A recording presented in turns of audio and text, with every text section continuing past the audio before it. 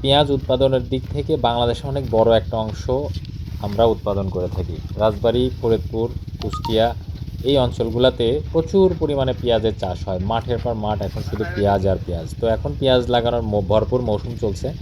আমরা এই ধরনের বেশ কিছু টুলস ব্যবহার করি, যেটা দিয়ে একবার টেনে চলে গেলে 3টা বা 4টা অথবা 5টা অথবা 6টা লাইন একত্রে হয়ে যাবে।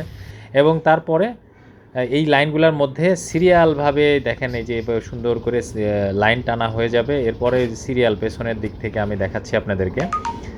পেছনের দিক থেকে সুন্দর করে বসে সবাই মিলে এই যে এই সাইডটা লাগানো কমপ্লিট হয়েছে দেখেন। আমাদের এদিকে পেঁয়াজ লাগানোর ঠিক কিছুক্ষণ পরেই যখন ওই ক্ষেতে লাগানো কমপ্লিট হয়, তখন পরবর্তীতে পানি দিয়ে দেওয়া হয় এবং সব এলাকায় এই ধরনের পদ্ধতি ব্যবহার হয়।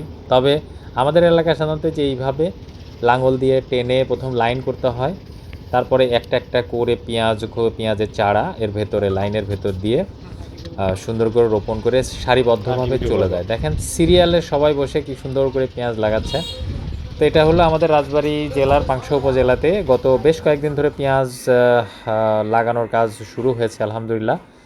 তো এই যে পেঁয়াজের লাইন করার জন্য যে টুলসটি, এটি কিন্তু আমরা আপনাদের কাছে সেল করছি। সারা বাংলাদেশের যে কোনো জায়গা থেকে আপনারা আমাদের থেকে নিয়ে নিতে পারবেন ইনশাআল্লাহ। আমরা ক্যাশ অন হোম ডেলিভারি করছি।